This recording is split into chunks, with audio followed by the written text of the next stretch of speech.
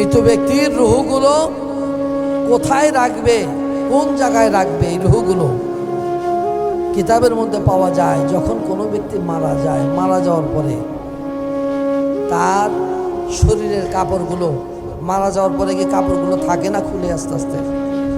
গোসল দেওয়ার আগে খুলে না? খুলে।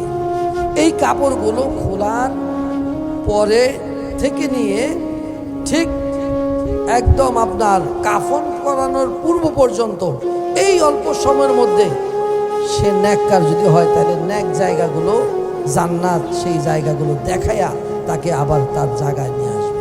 সুবহানাল্লাহ। আর যদি বদকার হয় তাকে ওই সময়ের মধ্যে ঘুরেয়া সেই জাহান্নাম দেখায়া তার জায়গা দেখায়া ওইখানে আবার নিয়ে আসবে। যখন কাফনের কাপড়টা তাকে পরায় দেওয়া হবে, আস্তে আস্তে রুহুটা দেখা শুরু করবে। কি দেখবে? কিতাবের মধ্যে পাওয়া যায় এই রুহুটা দেখবে যে কে হাসে, কে কাঁদে, কে তার জন্য হাসতেছে, কে তার জন্য কাঁদতেছে। এই দেখার শক্তি আল্লাহ তাকে দিবে। তার জানাজার জন্য যখন প্রস্তুতি হবে ওই সময়ের মধ্যে রুহুটা আস্তে আস্তে শোনা শুরু করবে। সুবহানাল্লাহ। আস্তে আস্তে সে শুনবে। এই রুহুটা কিতাবের মধ্যে পাওয়া যায় তার জানাজা পরে যখন গোরস্থানের দিকে নিয়ে যাবে ওই সময় রুহুটা দেখবে, শুনবে এবং তার ওই বডির সাথেও সে হাঁটা ধরবে। এই হাঁটতে হাঁটতে যখন তাকে কবর দেশে রাখা হবে, কবরে রাখার পরে ওই মৃত ব্যক্তির রুহুটাকেও ধরে তার বডির মধ্যে যখন তাকে শোয়া দেওয়া হবে, এই মাটি যখন দেওয়ার পূর্বে চাটাইটা যখন বিছিয়ে দেয়, ওই বিছানোর আগ পর্যন্ত, এই মাটি ঢালার আগ পর্যন্ত তার রুহুটাকেও তার বডির মধ্যে কাফনের কাপড়ের মধ্যে দেওয়া হয়। অবশেষে মাটি দিয়ে যখন সবাই 40 কদম দূরে সরে যায়, দেহের মধ্যে রুহুটাকে প্রবেশ করে দেওয়া হয়। তারপরে শুরু হয়ে যায় তার সওয়াল। আপনি কোথায় আছেন? কি চিন্তা করতেছেন? এই দৃশ্যগুলো কি আপনার চোখে পড়ে না? এই দৃশ্যগুলো কি আপনার নজরে আসে না? আপনি কি একবারও চিন্তা করলেন না যে আমার বাড়ির এখন বর্তমান আমি মালিক, আমার পূর্বে কে ছিল? আমার পূর্বে এই বাড়ির মালিক কে ছিল? আপনার কি একটু মাথায় ধরে না? এই বাড়ির মালিক তো আমি না। আমার পূর্বে যিনি ছিলেন তিনিও তো না, তিনার পূর্বে যিনি ছিলেন তিনিও তো না। বাড়ির জায়গায় বাড়ি পড়ে আছে। আমার বাবা যে খাটটার মধ্যে শুইতো, আপনার বাবা যে খাটটার মধ্যে শুইতো, একবার তাকায় দেখেন ওই খাটটাও ঘরে আছে। ওই জাজিম আছে, তোষক আছে, বালিশ আছে, বিছানা আছে, সবই আছে, কিন্তু মানুষটা তো নাই। এই দৃশ্য কি আপনার চোখে পড়ে না? মানুষটা তো নাই। মানুষটা কোথায়? গুরুস্থানে, ওই কবরে একা পড়ে আছে। ওই গুরুস্থানের মধ্যে সে শুয়ে আছে। কই তাকে কয়দিন গেছেন দেখতে? কবরের জিন্দেগির মধ্যে কয়দিন আপনি তারা দেখতে গেছেন? বাবা থাকলে হয়তো প্রতিদিন একবার হলেও দেখতে যাইতেন। মা থাকলে মা আছে কিনা, কি অবস্থায় আছে, যদি মহব্বত থাকে। আর মহব্বত না থাকলে তো সেটা ভিন্ন কথা। মহব্বত যাদের আছে একটা দিনও মাকে না দেখে থাকতে পারে না। একটু চুপি দেই আমার মাটা কি করতেছে, একটু চুপি দেই আমার বাবাটা কি করতেছে। আর যখন গুরুস্থানে চলে যায়, সেই মা এতিমের মতো শুয়ে থাকে, সেই বাবা এতিমের মতো শুয়ে থাকে, আর আফসোস করতে থাকে। তারাও কিন্তু আপনাকে দেখে, এটাও হাদিস দ্বারা প্রমাণিত। তারাও আপনার কথা শুনে তারা কি বলে জানেন? আহা, ও আমার ছেলে, ও আমার মেয়ে, ও আমার সন্তানেরা, তোমরা আজকে আমি যেই ঘর তৈরি করে দিছি সেই ঘরে তোমরা আসো। আজকে আমি কবর দেশে, কিন্তু আমি মায়ের কথা তোমার একটু মনে পড়ে না?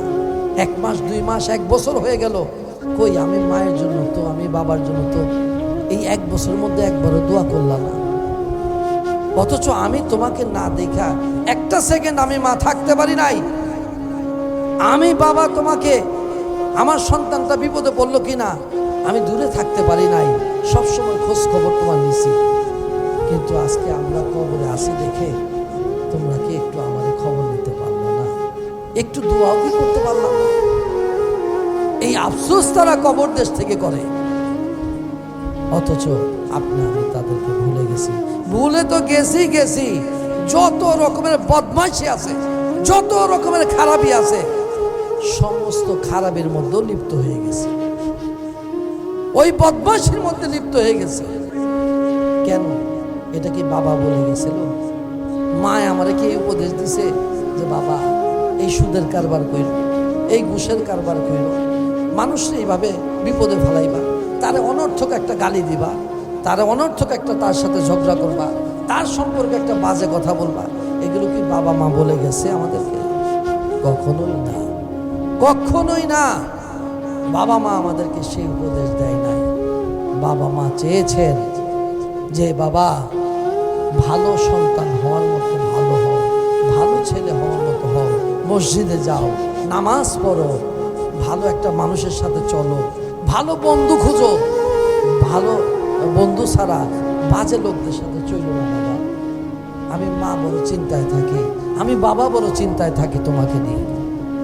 এই ধরনের চিন্তা ভাবনা তারা করেছেন, কিন্তু আমার আপনার সেই নৈতিকতা থেকে আজকে দূরে সরে চলে গেছি।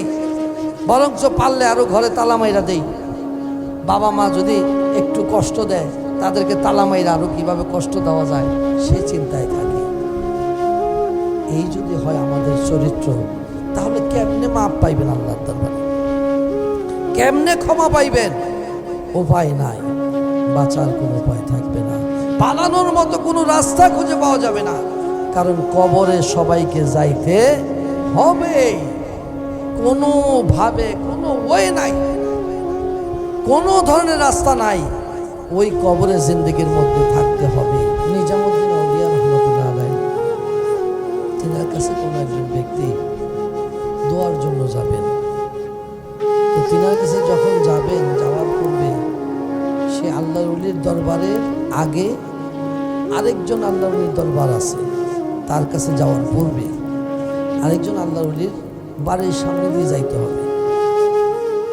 এখন এই আল্লাহর ওলির দরবারের সামনে দিয়ে যাইতে হবে, চিন্তা করছে ওই ব্যক্তি যে আমি যখন তার দোয়া নিবই, তো তার আগে তিনার বাড়ির সামনে দিয়ে যেহেতু যাইতেছি, তার কাছে একটু দোয়া নিয়ে যাই। তো ওই নিজামুদ্দিন আউলিয়া রহমতুল্লাহ আলাইহির দরবারের আগে ওই আল্লাহর ওলির আরেকজন, তার সাথেও সাক্ষাৎ হলো, দেখা হলো। পরে আবার নিজামুদ্দিন আউলিয়া রহমতুল্লাহ আলাইহি তিনার দরবারে দেখা করলেন, সাক্ষাৎ করলেন। নিজামুদ্দিন আউলিয়া রহমতুল্লাহ আলাইহিকে প্রশ্ন করতেছেন, যে ব্যক্তি সাক্ষাৎ করছেন দুইজন আল্লাহর ওলির সাথে, প্রশ্ন করতেছেন যে হুজুর, আমি দুইজনের সাথে সাক্ষাৎ করলাম, কিন্তু আমি যখন আপনার সাথে দেখা করার পূর্বে আরেকজন ওলি আল্লাহর, আপনার বাড়ির আসার আগেই আরেকজন ওলি আল্লাহর দরবার দেখা যায়, সেখানেও আমি গেছি। তো তিনি আমাকে খুব ভালোভাবে আপ্যায়ন করলেন, খাবার দাবার দিয়ে খুব ভালোভাবে আপ্যায়ন করছেন, কিন্তু আপনার কাছে আসার পরে খাবার পাইনি। তো এই কথা বলার পরে তিনার কাছে ভালো খাবার দাবার না, তিনার কাছে ভালো ব্যবহার পেয়েছেন, আর যিনি নিজামুদ্দিন আউলিয়া তার কাছে ভালো খাবার দাবার পেয়েছেন। তো নিজামুদ্দিন আউলিয়া রহমতুল্লাহ আলাইহি বলতেছেন যে বাবা, তুমি যে আল্লাহর ওলির সাথে আগে সাক্ষাৎ করছো, দেখা করছো, তার কাছে যদিও ভালো খাবার ছিল না, কিন্তু সে ভালো নুরানি ফায়েজ তোমারে দিছে, আর আমার কাছে সেই ফায়েজ ছিল না, বিদায় আমি তোমাকে ভালো খাবার দিছি। এতে করে আমরা কি বুঝলাম? এই কথা দ্বারা আমরা কি বুঝলাম, কি উপলব্ধি করলাম? মিটা দে আপনি হাস্তি কো আগার কই মর্তবা চাহে, তোমার আমিত্বকে, তোমার বড়ত্বকে তুমি বিলীন করে দাও। তোমাকে মানুষই বলবে তুমি বড়, তোমাকে বড় হইতে হবে না, তোমাকে বড় বলা লাগবে না, তোমাকে মানুষ বলবে যে এই শম্ভু মিয়ার চাচা, বড় চাচা, ভালো একজন ব্যক্তি, মগবাজার দরবারের একজন পাগল আসে, তোমাকে বলা লাগবে না অমুক ব্যক্তি খুব ভালো। এটা আল্লাহ ফেরেশতাদের দ্বারা তার প্রচার আল্লাহ করাই দিলেন। সুবহানাল্লাহ। তো এই জন্য কথাটা বলার উদ্দেশ্য যে নিজেকে নিজে প্রস্তুত করেন, নিজেকে তৈরি করেন। নিজেকে তৈরি করতে পারলে আল্লাহ তার বরকত বাড়ায় দিবে। কে বাড়ায় দিবে? কে বাড়ায় দিবেন? ডাক দিয়ে বলেন আল্লাহু আকবার, আল্লাহু আকবার, আল্লাহু আকবার। আল্লাহরে কেউ অস্বীকার করতে পারবে? সুযোগ আছে কোনো? আল্লাহকে কেউ অস্বীকার করার মতো ক্ষমতা, তাহলে তো সে আল্লাহর বান্দাই রইল না। সে আল্লাহর বান্দা থেকেই খারেজ হয়ে গেল, শেষ হয়ে গেল। এখন এই যে দুইজন আল্লাহর ওলির কাছে গেলেন, একজন ব্যক্তি, দুইজনের সাথে সাক্ষাৎ হলো। ইচ্ছে করলে তিনি বলতে পারতেন, আরে তুমি তার কাছে গেছো কেন? তার কাছে না যাইয়া তুমি আমার কাছে আসলেই তো ভালো খাবার দিতাম, তুমি তার কাছে যাওয়ার তো দরকার লাগে না। কিন্তু তিনি সেটা বললেন না। তিনি ওই নেককার ব্যক্তিকে, নেককার আল্লাহর ওলিকেও বড় করে তুলে ধরলেন, সুবহানাল্লাহ। আর নিজেকে তিনি ছোট করে তুলে ধরলেন। এতে করে কি তার ইজ্জত কমে গেছে? এতে করে কি সে খাটো হয়ে গেছে? প্রশ্ন ওঠে না। এই জন্য আমরা বই পুস্তকে পড়েছি, আপনাকে বড় বলে বড় সে নয়, লোকে যাকে বড় বলে বড় সে হয়। এইটাও আমরা পড়েছি, কোথায় স্বর্গ কোথায় নরক কে বলে তা বহুদূর, মানুষেরই মাঝে স্বর্গ নরক, মানুষের মাঝেই সুরাসুর। ঋতুর তারণে যখনই মোদের বিবেক পায় গো লয়, আত্মগ্লানির নরক অনিলে তখনই পুরিতে হয়। আরে আত্মারে পুরাই দইব, পুরাইলে না এটা খাটে সোনা হইব, না পুরাইলে তো স্বর্ণ স্বর্ণ হইব কিভাবে?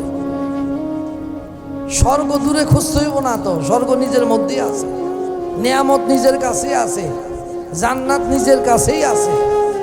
কিন্তু আমাদের কথা কাজকর্ম দ্বারা আমরা সেই স্বর্গকে দূরে সরাইয়া দিই, জাহান্নামকে টাই না। জান্নাতকে সরাই দিতেছি, জাহান্নামকে টেনে আনছি। এটা কিন্তু আমার আপনার কর্ম দ্বারাই। আল্লাহর এটা যে আল্লাহ বলে নাই যে তুই জান্নাতকে টাই না, জাহান্নামকে সরাই দে। হ্যাঁ, আল্লাহ পাক বলেছেন জান্নাতের কাছে যাও, জাহান্নাম থেকে সরে থাকো। কিন্তু আল্লাহ পাক এ কথা বলেন নাই যে হে মানুষ তুমি খারাপটাকে ধরে রাখো। এটা কি বলছেন? না, খারাপটা থেকে বেঁচে থাকো, এটা আল্লাহ পাক বলেছেন। বেঁচে থাকো, ওই বেঁচে থাকার নামই হলো জিহাদ। ওই বেঁচে থাকার নামই হলো জিহাদ। ওই জিহাদটা করতে হবে। ওই জিহাদটা করার জন্যই আমরা আল্লাহর ওলিদের কাছে যাই, নেককার ব্যক্তিদের কাছে যাই, মুমিনদের কাছে যাই, মুত্তাকিনদের কাছে যাই, পরেজগারদের কাছে যাই। সেই যাওয়াটা আমাদেরকে যাইতে হবে। এই কোরআন যে আল্লাহ নাজিল করেছেন, এই কোরআন আল্লাহ পাকের মনোনীত গ্রন্থ। এই কোরআনকে যারা অস্বীকার করবে তারা আল্লাহ পাকের দরবারে নেককার বান্দা হতে পারবে না, কখনোই পারবে না। তাহলে এই কোরআন যদি সত্য হয়, হাদিস যদি সত্য হয়, তাহলে কোরআনের মধ্যেও তো আল্লাহর ওলিদের কথা আছে, কোরআনের মধ্যেও তো নবীর কথা আছে, কোরআনের মধ্যে মুমিন মুত্তাকিন পরেজগারের কথা আছে, কোরআনের মধ্যে বাবা মার খেদমতের কথা আছে। তো এই কোরআন সত্য হলে সেই কথাগুলো সত্য, সেই কথাগুলো মিথ্যা হতে পারে না। তাই আমরা সেই সত্য নিয়ে থাকতে চাই, মিথ্যা নিয়ে থাকতে চাই না। আমি আমার কর্ম দ্বারা এমন কোনো কাজ করতে চাই না যার কারণে আমার আপনার শিয়াল কুকুরের মতো মৃত্যু হয়। শিয়াল কুকুরের মতো মৃত্যু, বুঝতে পারছেন? শিয়াল কুকুরের মতো মৌত আমি আপনি আল্লাহর দরবারে চাই না। চাই কি? নেককার ব্যক্তিদের মতো মৃত্যু। নেককার ব্যক্তিরা কিভাবে যায়? নেককার ব্যক্তিরা কোনো ব্যক্তি আপনাদের এলাকায় আছে কিনা জানি না, প্রায় জায়গায় মাঝে মধ্যে খবর পাওয়া যায় নামাজের মধ্যেও কোনো ব্যক্তি মারা যায়, সেজদা দিতে আর উঠে না, মসজিদে গেছে নামাজ পড়ছে আর উঠতে পারে না। আমি মদিনা শরীফে গেছি, সেখানেও মঞ্জুর আহমদ রেফাই, তিনার সেই আল্লাহর ওলির এই জীবনের দিকে ঘটনা শুনলাম যে তিনি মদিনায় জমিনে গেলে রওজা মুবারকের সামনে যায় বসতাম, কিন্তু ইয়া রাসূলুল্লাহ আপনার কদম মুবারকে বৈশা যদি আমার মৃত্যু হইত, আমার মৌতটা যদি এই রওজা মুবারকে হইতো। আফসোস আশা করছে আল্লাহর হাবিবের উসিলায় ঠিকই তার মৃত্যু রওজা মুবারকের সামনে হয়েছে। এইটা হলো নেককার ব্যক্তিদের মত। কোন কোন নেককার ব্যক্তিরা আছে ওযু করছে, নামাজ আর যাইতে পারে না, প্রস্তুতি গ্রহণ করছে, ওযু করছে, নামাজে যাবে, মসজিদে যাবে, যাওয়ার আর সুযোগ হয় নাই, এই অবস্থায় তার মৃত্যু হয়ে গেছে। এইটা হলো নেককার ব্যক্তির মৃত্যু। মুমিন মুত্তাকিন পরহেজগারের মৃত্যু। এমনও ব্যক্তি আছে তার জবানে কেউ তাকে শিখাইতে হয় নাই, কলেমা শরীফ তার জবান থেকে অটোমেটিক বের হইতেছে। সুবহানাল্লাহ। এগুলো হলো নেককার ব্যক্তির মৃত্যু। এই ধরনের মৃত্যু আশা করবেন, আল্লাহর দরবারে বলবেন। মৌত মানে মারা যাওয়ার তাড়াতাড়ি মরবো তা তো না, ওইটা বলতেছি না। যে আল্লাহ তুমি যখনই নিবা তুমি আমাকে নেককার বানায় নিও। আর এমন ব্যক্তিদের সাথে রাইখো, এমন ব্যক্তিদের সাথে রাইখো, যেহেতু তুমি সূরা ফাতিহার মধ্যে বলছো যে তাদের পথেই আল্লাহ আমাদেরকে পরিচালিত করো, তাদের পথে চালাও বা তাদের পথেই রাখো, তাহলে আল্লাহ ওই ধরনের নেককার ব্যক্তিদের সাথে আমাদেরকে রাখবে। এই ফরিয়াদ আল্লাহর দরবারে করবেন, বেশি বেশি করে করবেন। কারণ এই জন্য যে নেককার ব্যক্তির উসিলায় আপনি যদি কবুল হয়ে যান, তাহলে আপনার আমার ঠিকানা জান্নাত হয়ে যাবে। সুবহানাল্লাহ।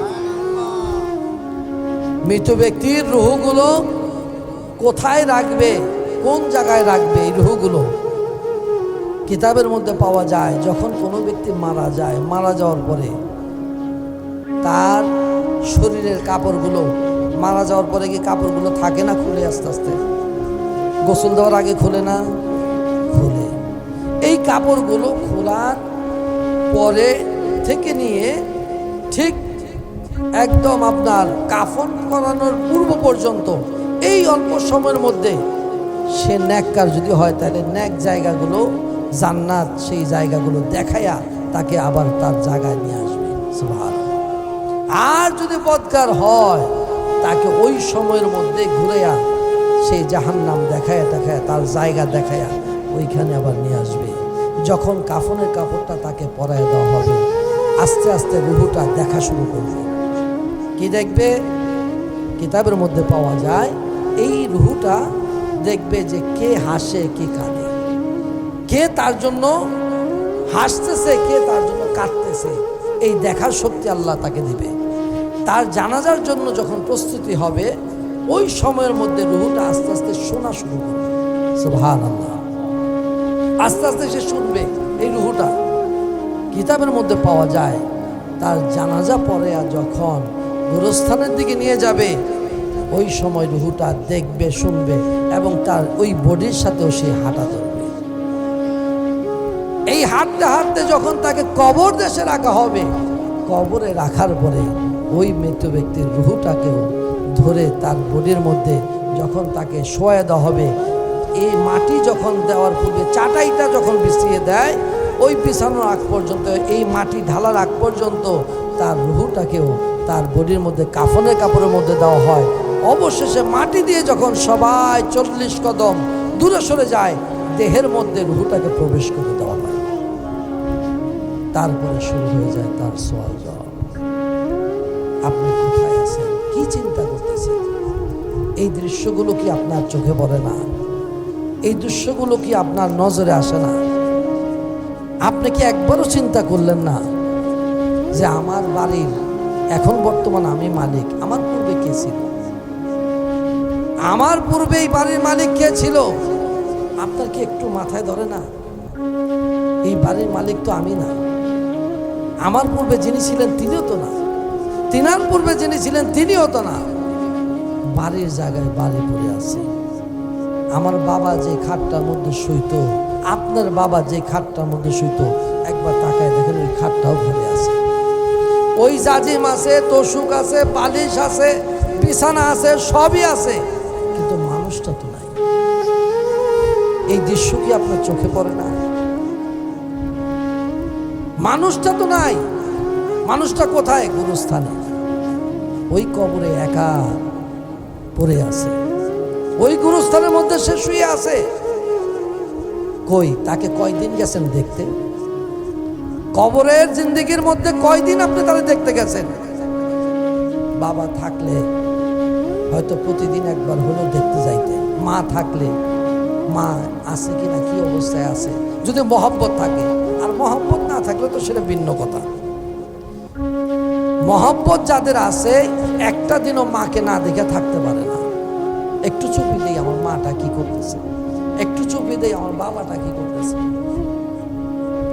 আর যখন গুরুস্থানে চলে যায়, সেই মা এতিমের মতো শুয়ে থাকে, সেই বাবা এতিমের মতো শুয়ে থাকে, আর আফসোস করতে থাকে।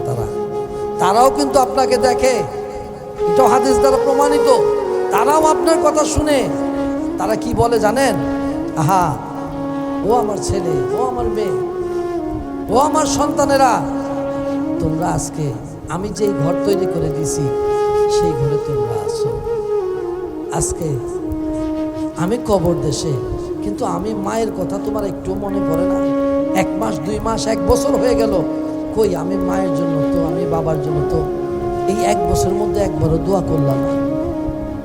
অথচ আমি তোমাকে না দেখা একটা সেকেন্ড আমি মা থাকতে পারি নাই। আমি বাবা তোমাকে, আমার সন্তানটা বিপদে পড়লো কিনা আমি দূরে থাকতে পারি নাই, সবসময় খোঁজ খবর তোমার নিছি। কিন্তু আজকে আমরা কবরে আসি দেখে তোমরা কি একটু আমার খবর নিতে পারলো না? একটু দোয়াও কি করতে পারলাম না? এই আফসোস তারা কবর দেশ থেকে করে। অথচ আপনি আমি তাদেরকে ভুলে গেছি। ভুলে তো গেছি, যত রকমের বদমাইশি আছে, যত রকমের খারাপি আছে, সমস্ত খারাপের মধ্যে লিপ্ত হয়ে গেছি, ওই বদমাইশির মধ্যে লিপ্ত হয়ে গেছি। কেন? এটা কি বাবা বলে গেছিল? মায় আমারে কি উপদেশ দিছে যে বাবা এই সুদের কারবার কইল, এই ঘুষের কারবার কইল, মানুষকে এইভাবে বিপদে ফেলাইবা, তারে অনর্থক একটা গালি দিবা, তারে অনর্থক একটা তার সাথে ঝগড়া করবা, তার সম্পর্কে একটা বাজে কথা বলবা, এগুলো কি বাবা মা বলে গেছে আমাদেরকে? কখনোই না, কখনোই না। বাবা মা আমাদেরকে সেই উপদেশ দেয় নাই। বাবা মা চেয়েছেন যে বাবা ভালো সন্তান হওয়ার মতো ভালো হও, ভালো ছেলে হওয়ার মতো হও, মসজিদে যাও, নামাজ পড়ো, ভালো একটা মানুষের সাথে চলো, ভালো বন্ধু খুঁজো, ভালো বন্ধু ছাড়া বাজে লোকদের সাথে চলো না বাবা। আমি মা বড় চিন্তায় থাকি, আমি বাবা বড় চিন্তায় থাকি তোমাকে নিয়ে। এই ধরনের চিন্তা ভাবনা তারা করেছে, কিন্তু আমার আপনার সেই নৈতিকতা থেকে আজকে দূরে সরে চলে গেছি। বরঞ্চ পারলে আরো ঘরে তালা মাইরা দেই। বাবা মা যদি একটু কষ্ট দেয়, তাদেরকে তালা মাইরা আরো কিভাবে কষ্ট দেওয়া যায় সেই চিন্তায় থাকি। এই যদি হয় আমাদের চরিত্র, তাহলে কেমনে মাপ পাইবেন আল্লাহর দরবারে? কেমনে ক্ষমা পাইবেন? উপায় নাই, বাঁচার কোনো উপায় থাকবে না, পালানোর মতো কোনো রাস্তা খুঁজে পাওয়া যাবে না। কারণ কবরে সবাইকে যাইতে হবে, কোনোভাবে কোনো ওয়ে নাই, কোনো ধরনের রাস্তা নাই। ওই কবরের জিন্দেগির মধ্যে থাকতে হবে। যারা অপবিত্র অবস্থায় নামাজ পড়েছে, আল্লাহ রাসূল সাল্লাল্লাহু আলাইহি ওয়াসাল্লাম বলতেছেন, আমি একটা কবরের কাছে মোরাকাবার সময় বলছি যে আমি একটা কবরের মধ্যে দেখলাম যে এই কবরটার মধ্যে দেখা যাইতেছে যে ওযু অবস্থায় সে নামাজ পড়ে নাই, যার জন্য হুকুম হলো তার কবরের মধ্যে 100 দৌড়া মারার জন্য। ফেরেশতাদেরকে হুকুম দেওয়া হলো বিনা ওযুতে কেন নামাজ পড়ছে, এই জন্য তার কবরের মধ্যে 100 দৌড়া মারো, 100টা চাবুক মারো। এটা আল্লাহর হুকুম হয়েছে।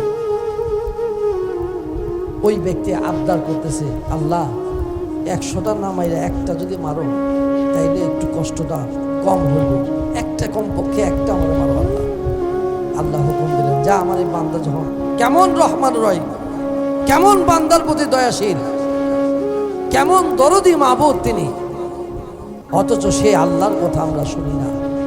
যত রকমের দুষ্টুমি আছে সেই দুষ্টুমি নিয়ে আমরা মশগুল থাকি। ওই আল্লাহর হুকুম আহকাম থেকে আমরা দূরে সরে গেছি, যার জন্য আমাদের ঘরে বিপদ, যার জন্য আমাদের সংসারে বরকত নাই, ব্যবসায় বরকত নাই, চাকরি বরকত নাই, আমাদের জবানে বরকত নাই। বিসমিল্লাহ বইরা ফু দিলেও পানি পড়ায় কাজ হয় না। কেমনে কাজ হয়? এই ধরনের ধোঁকাবাজি ডাকাবাজি করলে তো কাজ হবে না। তো সেই কবরের মধ্যে যখন বলা হলো, এই ব্যক্তি যেহেতু আবদার করছে আমার এই বান্দাটা, যা ফেরেশতারা একটা দৌড়াই মার, একটা চাবুক মার কবর উপরে। একটা চাবুক যখন আল্লাহ রাসূল বলতেছেন তার কবর উপরে মারা হলো, বা একটা বেত্রাঘাত যখন তার কবরের উপরে, তার গায়ে না কিন্তু কবরের উপরে যখন মারা হলো, তার কবরের ভিতরে আল্লাহ রাসূল বলতেছেন আমি দেখতেছি আগুন ধাউ ধাউ করে জ্বলে উঠল। আল্লাহু আকবার। তাইলে সেই কবরে আযাব হবে কি হবে না? যদি আযাব হয় মিথ্যা ছেড়ে দিন। যদি এই বিশ্বাস মনের মধ্যে থাকে, ধোঁকাবাজি ছেড়ে দিবেন, হিংসা ছেড়ে দিবেন, অহংকার ছেড়ে দিবেন, গীবত ছেড়ে দিবেন, চুগলখড়ি ছেড়ে দিবেন, মানুষকে ঠকানো এটা ছেড়ে দিবেন, এক ভাই আরেক ভাইকে ঠকানো এগুলো ছেড়ে দিবেন। যত ধরনের রিয়াকারী আছে এই রিয়া অন্তর থেকে ছুঁড়ে ফেলে দিবেন। আমাকে মানুষ বড় হুজুর বলবেন, বড় পিসাব বলবেন, বাহাবা দিবেন, এগুলো ছেড়ে দিবেন। আমাকে নামাজি বলা লাগবে না, আমাকে হুজুর বলা লাগবে না। আমার আল্লাহ যদি কবুল করে তাইলে অটোমেটিক মানুষের জবান থেকে এমনি আসবে। কথা বলেন ঠিক কিনা? যদি আপনার মধ্যে এমন কোনো ভালো গুণ থাকে, আল্লাহ পাক কি বলেন জানেন? আল্লাহ পাক বলেন আমি আমার ফেরেশতা দ্বারা আমার নেককার বান্দাদের প্রচার আমি আল্লাহ করাই দিই। সুবহানাল্লাহ। মানুষ প্রচার করতে হবে না, আল্লাহ পাক স্বয়ং তার ফেরেশতা দ্বারা প্রচার করাবেন, মানুষকে আনবেন, মানুষকে আহ্বান করবেন, ডাক দিবেন। এটাই হলো আল্লাহ পাকের হুকুম, এটাই হলো আল্লাহ পাকের কুদরত, এটাই হলো আল্লাহ পাকের ইশারা। সেই স্রষ্টার সৃষ্টি হয়ে আশরাফুল মাখলুকাত হয়ে আমরা যদি নিয়ামত পাইতে চাই, স্রষ্টার ইবাদতের, আল্লাহর ইবাদতের শুকরগুজারি বান্দা হয়ে থাকতে হবে। শুকরগুজারি বান্দা হয়ে থাকতে পারলে আল্লাহ পাক তার নিয়ামতের প্রত্যেকটি দরজা তার জন্য খুলে দিবেন। বলেন সুবহানাল্লাহ। তাই আমরা বাবা যারা আছি, মানুষ আপনাকে যাই বলুক, আমি কাউকে কষ্ট দিব না, আমার দ্বারা যেন সে অন্ততপক্ষে কষ্ট না পায়। আমি তার উপকার করতে পারি আর না পারি, আমার দ্বারা যেন কেউ কষ্ট না পায়। আল্লাহ পাক যেন আমাদেরকে 5 ওয়াক্ত নামাজ আদায় করার তৌফিক আল্লাহ যেন দান করে, সকলে বলি আমিন। আল্লাহ পাক যেন আমাদেরকে বিল গুদুবি ওয়াল আসল, সকাল সন্ধ্যা যেন ওই মালিককে ডাকার তৌফিক আল্লাহ দান করে, বলি আমিন। আল্লাহ পাক যেন আমাদের জবান থেকে মিথ্যা বলা দূর করে দেন, সকলে বলে আমিন। আল্লাহ যেন এই অন্তর থেকে খারাপি, অহংকার, হিংসা, গীবত আল্লাহ যেন দূর করে দেন, সকলে বলে আমিন। আল্লাহর দরবারে আমরা আল্লাহকে সাক্ষী রাখবো, আল্লাহ আমরা পারি না, চেষ্টা করেছি। তোমার দরবারে এই মানুষগুলোকে নিয়ে এখন তোমার দরবারে আমরা প্রতিজ্ঞা করতেছি, তোমার দরবারে আমরা ওয়াদা করতেছি, যদি আমরা পারি না, নফসের দোকায় পড়ে শয়তান আমাদের পিছনে লাগা আছে। যেহেতু শয়তান মানুষের প্রকাশ্য শত্রু, মানুষের যত বড় শত্রু তার থেকে বেশি শয়তান প্রকাশ্য শত্রু। এই জন্য যে এই শয়তানি মানুষ দ্বারা আপনার আমার ক্ষতি করানোর চেষ্টা করবে, বিভিন্নভাবে চেষ্টা করবে আপনাকে আমাকে ধ্বংসের দিকে নিয়ে যাওয়ার জন্য। তাই আমরা আল্লাহর দরবারে ফরিয়াদ করবো, মাবুদ আমরা যতদিন বেঁচে থাকবো, এই বেঁচে থাকার মধ্যে, এই হায়াতের জিন্দেগির মধ্যে, মৃত্যুর পূর্ব পর্যন্ত যেই সময় আমার গলার কণ্ঠ নালীর মধ্যে জবানটা আমার আটকে যাবে, আমার এই রুহুটা আটকে যাবে, আমার দোয়াটা আর কবুল হবে না, ওই দরজা বন্ধ হওয়ার পূর্বেই আমার দরবার, তোমার দরবারে আমার এই আওয়াজটা আজকে কবুল করো, যেন আল্লাহ আমার আজকে এই মুহূর্তে আমরা যেন সমস্ত খারাপি থেকে বেঁচে থেকে তোমার দরবারে সেজদায় অবনত হয়ে শুকরগুজারি বান্দা হয়ে থাকতে পারি। আল্লাহ সেই তৌফিক আমাদের দান করো, সকলে। তাই আসুন আমরা 5 ওয়াক্ত নামাজের পাশাপাশি পবিত্রতা অর্জন করব। পবিত্রতার ওযুর পূর্বে অবশ্যই মনকে পবিত্র করব। এই মনকে পবিত্র করে যখন আল্লাহর দরবারে সেজদা দেব, ওই সেজদার মধ্যে নিয়ামত আসবে, বরকত আসবে। আর লোক দেখানো আমল আমরা করব না, এই লোক দেখানো আমল থেকে আমরা বিরত থাকব। আল্লাহ যেন আল্লাহর হাবিবের উসিলায়, নেককার ওলি আল্লাহদের উসিলায় আমাদেরকে যেন কবুল করে। সকলে বলে আমিন। আসুন আমরা দুরূদ শরীফ পড়ে তারপর দোয়া করব। আল্লাহুম্মা লা মাওলানা মুহাম্মদ সাইয়্যিদানা মাওলানা। এই কবরের জায়গাটা আমার আপনার জন্য অপেক্ষা করতেছে, এবং ভালো কাজ করলে ভালো নিয়ামত, খারাপ কাজ করলে সেটার জন্য শাস্তি আছে। কথাটা আমি বানায় বলি নাই, কথাটা আমার বানানো নয়, এটা আল্লাহ রাসূল সাল্লাল্লাহু আলাইহি ওয়াসাল্লামের পাক জবান মোবারকের কথা। পাক জবান মোবারকের কথা, সেটাও ইঙ্গিত আল্লাহ রাসূল সাল্লাল্লাহু আলাইহি ওয়াসাল্লাম বলতেছেন। قال رسول الله صلى الله عليه وسلم يتبع الميت ثلاث فيرجع اثنين ويبقى واحد يتبع أهله ماله وعمله। আল্লাহ রাসূল সাল্লাল্লাহু আলাইহি ওয়াসাল্লাম বলতেছেন যে মৃত্যুর পরে যখন তোমাকে কবরস্থ করা হবে, সেখান থেকে তোমাকে দুইটা জিনিস রেখে তোমাকে ফিরে আসবে, আর একটা জিনিস তোমার সাথে কবরে যাবে। ইয়া রাসূলুল্লাহ, সেটা কি? বলতেছেন সেইটা হচ্ছে যে তোমার যেই দুইটা জিনিস ফিরে আসবে সেগুলো হচ্ছে তোমার ধন সম্পদ, টাকা অর্থ যা আছে, কামাই করছো সারা জীবনে, রোজগার করছো। একটা বাড়ি আছে, কিভাবে আরেকটা বাড়ি করা যায়, একটা গাড়ি আছে, কিভাবে আরেকটা গাড়ি আমার ব্যবস্থা করা যায়, এই চিন্তায় তুমি মগ্ন আছো। এটা কিন্তু তোমার সাথে কবরে যাবে না, তোমাকে কবরের কাছে রেখে চলে আসবে। আরেকটা জিনিস, তোমার পরিবার, সন্তান সন্ততি, আত্মীয় স্বজন, তারাও তোমাকে কবরে রেখে চলে আসবে। আরেকটা যেই জিনিস, তৃতীয় নাম্বার, সেটা হলো তোমার নেক আমল। এই নেক আমল কিন্তু তোমার কবরে রেখে চলে আসবে না। আল্লাহ রাসূল সাল্লাল্লাহু আলাইহি ওয়াসাল্লাম পাক জবান মোবারক বলতেছেন, এই নেক আমল তোমার সাথে কবরে রওনা হবে। সুবহানাল্লাহ। এখন সেই নেক আমল কি আমার কতটুকু হচ্ছে, কতটুকু হয় না, এইটা কি আমি একবার চিন্তা করছি? এটা তো আমি চিন্তা করি না। এই কথাটা কেন বললাম? এই কথাটা এই জন্য বললাম, আল্লাহ রাসূল সাল্লাল্লাহু আলাইহি ওয়াসাল্লাম তিনি হঠাৎ করে এমনিভাবে বলতেছেন কোনো একজন সাহাবাকে যে, হে আমার সাহাবারা, তোমরা জানো না আমি একটা কবরের দিকে যখন তাকালাম, গুরুস্থানের সামনে দিয়ে যখন যাচ্ছি, ওই কবরের মধ্যে কোনো এক ব্যক্তির, ওই গুরুস্থানের মধ্যে কোনো একটা কবর আমি তাকালাম, যখন দেখতে পাচ্ছি যে কবরের মধ্যে শাস্তি হচ্ছে। কেন শাস্তি হচ্ছে? যে সে পবিত্রতা অর্জন করত, যার জন্য তার কবরে শাস্তি হচ্ছে। আরেকটা হাদিস মোবারকের মধ্যে পাওয়া যায়, আল্লাহ রাসূল সাল্লাল্লাহু আলাইহি ওয়াসাল্লাম দেখছেন যে কোনো এক কবরের ব্যক্তিকে, আল্লাহ রাসূল সাল্লাল্লাহু আলাইহি ওয়াসাল্লাম বলতেছেন যে কোনো এক কবরস্থ ব্যক্তিকে কোনো একজন ফেরেশতা ডাক দিয়ে বলছেন, এই কবরের মধ্যে যে শুয়ে আছে এই ব্যক্তিকে 100 দৌড়া মারা হোক। আল্লাহর হুকুম যে সে মারা যাওয়ার আগেই সে দৌড়া পাওয়ার উপযুক্ত। কারণ কি? কেন তাকে দৌড়া মারা হবে 100 দৌড়া? কারণ সে নামাজ পড়তো পবিত্র অবস্থায় না, অপবিত্র অবস্থায় সে মাঝে মধ্যে নামাজ পড়ে ফেলতো, যার জন্য তাকে কবরের মধ্যে ওই শাস্তি দেওয়ার জন্য আল্লাহর হুকুম হয়েছে। এখন ওই ব্যক্তি আল্লাহর দরবারে ফরিয়াদ করতেছেন, আল্লাহ আমাকে 100 পরিবর্তে একটা মারা যায় না?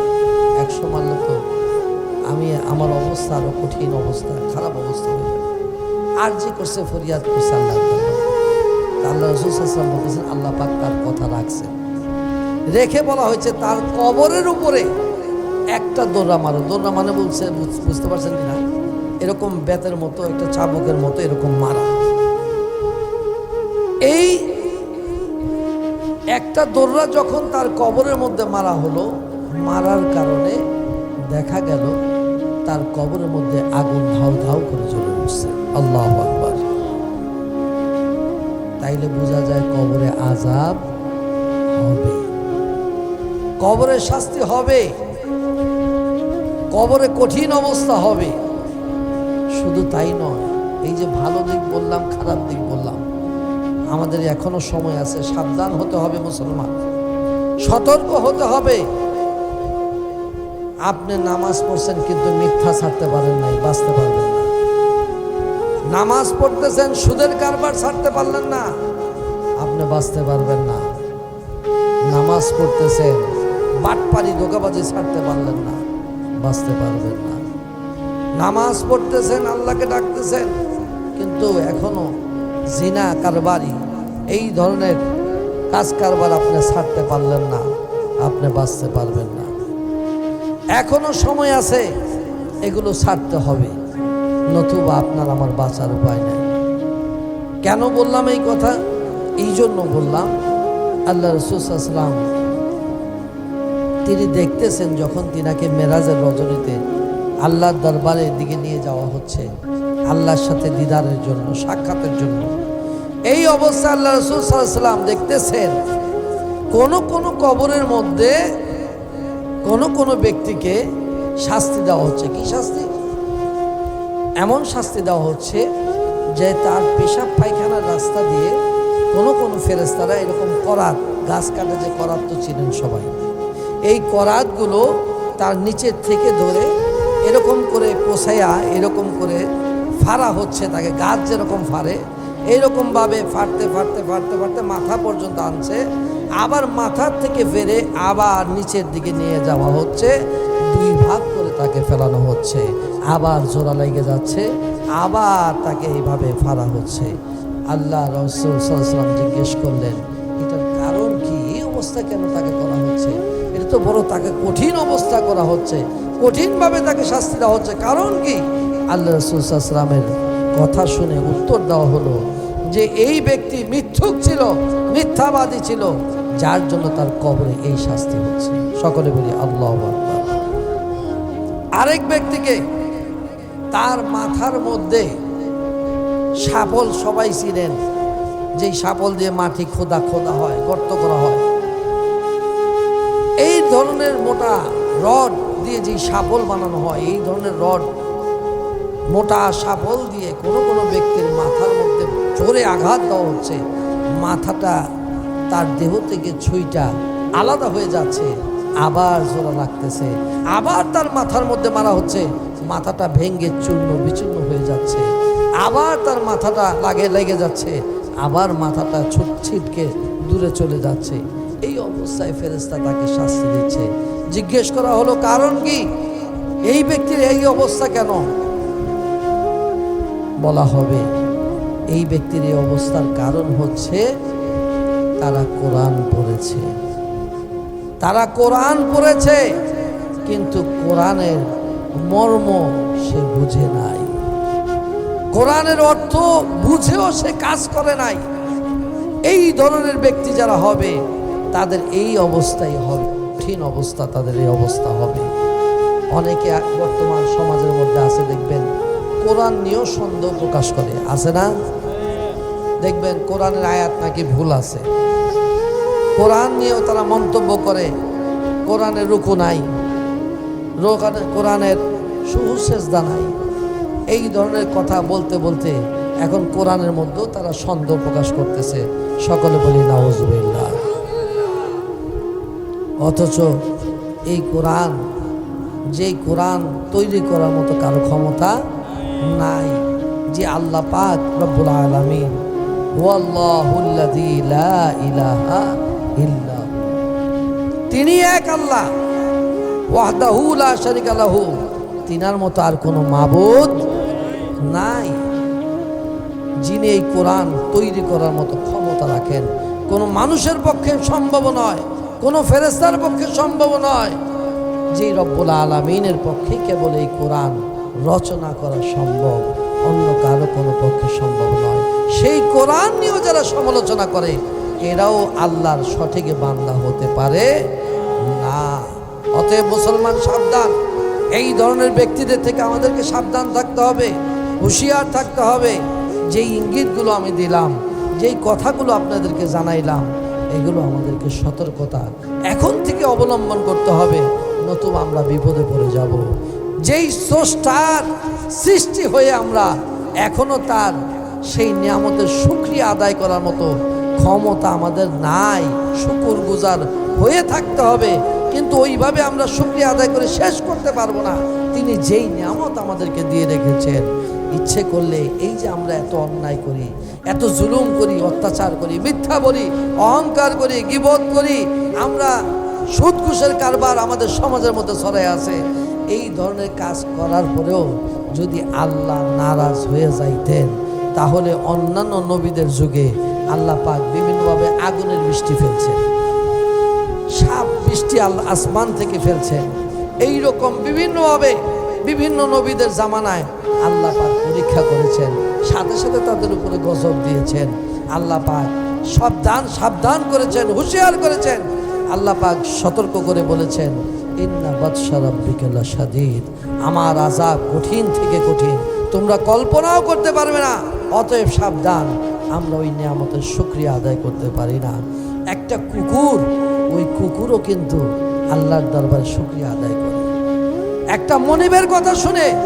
আর আমরা মানুষ হইয়া, সৃষ্টির সেরা জীব হইয়া, ওই কুকুরের ভালো স্বভাবটাও আমাদের মধ্যে নাই, বরঞ্চ কুকুরের বদ স্বভাবটা আমাদের মধ্যে ঢুকে আছে।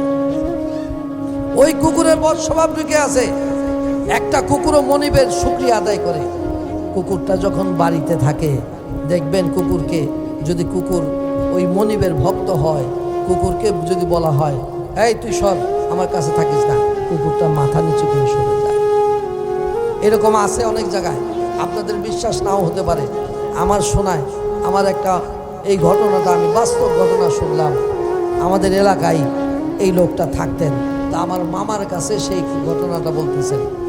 কুকুরটা অসুস্থ, রোগাক্রান্ত, এমন রোগাক্রান্ত, মনিবের বাড়ির মালিকের ঘরের দরজার সামনে সে সবসময় পাহারা দেয়। বাড়ির মালিকের ঘরের দরজা ছাড়া অন্য কোনো জায়গায় সে থাকে না, রাত্রে ওইখানে বসে পাহারা দেয়। কিন্তু কুকুরটা আজকে প্রায় 2 সপ্তাহ যাবৎ, 3 সপ্তাহ যাবৎ কুকুরটা ওই দরজার সামনে থেকে সরে না, তার জায়গা জায়গায় পচে গেছে, সে আর সরেও না, ওইখানে বসে থাকে। ঘরের মালিক বৃদ্ধ, অসুস্থ সেও। ওই বৃদ্ধ ব্যক্তি মালিক বলতেছে, এই তোরে তো আমার সরানোর মতো শক্তি নাই, আমি বৃদ্ধ হয়ে গেছি, লাঠি ভর করে আমি হাঁটি, তুই যদি এখানে মারা যাস তাহলে তোর সরাবে কি? আমার পক্ষে সম্ভব নয়, বাড়িতে আর কেউ নাই, আমি বৃদ্ধ কেবল একা, আমার ছেলেরা চাকরি বাকরি বিভিন্ন জায়গায় দৌড়াদৌড়ি করে, তাদের পক্ষে সম্ভব নয়, তারা আস্তে আস্তে আমি তুই এখানে পয়সা গুলা মরলে কে তোকে সরাবে? বৃদ্ধ লোকটা কুকুরকে বলছে, এই কুকুর, তোকে কে সরাবে? আমার পক্ষে তো সম্ভব না, তুই এখান থেকে তাড়াতাড়ি সর।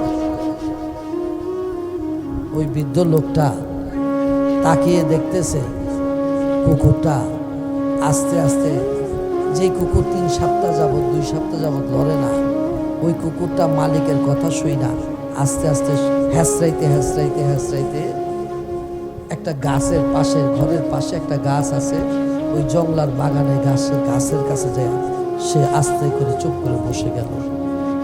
2 সপ্তাহ 3 সপ্তাহ পরে কথা শুই না, মালিকের কথা শুই না, মালিক এতদিন বলে নাই, কিন্তু হঠাৎ করে মালিক বলার কারণে কুকুরটা সরে গাছের নিচে গেছে। পরের দিন ওই বৃদ্ধ লোক হাঁটতে হাঁটতে দেখে যে, যাইয়া দেখি রাত্রে তো আর কুকুরটা ছিল না, সকালে যাইয়া দেখি কুকুরটা আছে কি নাই, তাকায় দেখে কুকুরটা মারা গেছে। মালিকের কথা শুনে কুকুরটা অসুস্থ অবস্থায়ও গাছের নিচে গেছে। আর আমরা এমন নাফরমান বান্দা হইলাম যে ওই মালিক যে আল্লাহ আমাদেরকে সৃষ্টি করেছেন তিনার কথা আমরা সঠিকভাবে রাখি না, বরঞ্চ আমরা দোষ নিয়ে ব্যস্ত। কে কোন দোষে দোষী? আরে তুমি তোমার নিজের দোষ আগে দূর করো, তারপরে অন্যের দোষ দূর করতে যাইও, অন্যের দোষ ধরতে যাইও। তুমি তো নিজেই দোষী হয়ে আছো, তুমি নিজের ভুলই সংশোধন করতে পারো না, তুমি আরেকজনের দোষ ধরবা কিভাবে? এই জন্য এখনো আমাদেরকে সাবধান হতে হবে, সতর্ক হতে হবে, হুঁশিয়ার হতে হবে, নতুবা আমরা বিপদে পড়ে যাব। কোথায় বিপদে পড়বো? ওই কবরে জিন্দেগির মধ্যে। তাই আসুন আমরা সংক্ষেপে একটু মোরাকাবা করব। মোরাকাবার পূর্বে আগের এই কথাগুলো বললাম এই জন্য, যদি এই দোষে আমি দোষী থাকি তাহলে এই মোরাকাবায় কাজ হবে না। কারণ আপনার ইবাদতের পূর্ব শর্ত হচ্ছে পবিত্রতা। ওই যে বললাম আল্লাহ রাসূল বলছেন যে নামাজের পবিত্রতা অর্জন করে নাই বিদায় তার কবরে 100 দররা মারার জন্য আল্লাহ পাক হুকুম দিয়েছেন, আল্লাহ রাসূল বর্ণনা করতেছেন। তো পবিত্রতা আগে ওযু করতে হবে, ওযুর পূর্বে মনকে আগে পবিত্র করতে হবে। ওই মনকে যদি পবিত্র না করেন তাইলে তো নামাজ কবুল হবে না। দাঁড়াইলেন আল্লাহু আকবার বলে দাঁড়াইলেন, মন গেছে আরেক দিকে, এটা কার নামাজ পড়লেন আপনি? তাহলে তো এটা লোক দেখানো নামাজ হইল, আর লোক দেখানো আমল তো আল্লাহর দরবারে কবুল হবে না। তাহলে বোঝা যায় প্রত্যেকটা কাজের একটা পবিত্রতা আছে, প্রত্যেকটা কাজের একটা শুরু ভালোর দিক আছে। সেটা আমি হালাল খানা যদি না খাই, হারাম খানা খাই যদি, তাহলে ইবাদত কবুল হবে না। হালাল খানা খাইতে হবে, মনকে পবিত্র করতে হবে, আর এই ভেজাল থেকে দূরে থাকতে হবে, নিজেকে বাঁচায় রাখার জন্য এখনো সময় আছে বাবা। সাবধান হন, হুঁশিয়ার হন, তারপরে সঠিকভাবে আগান।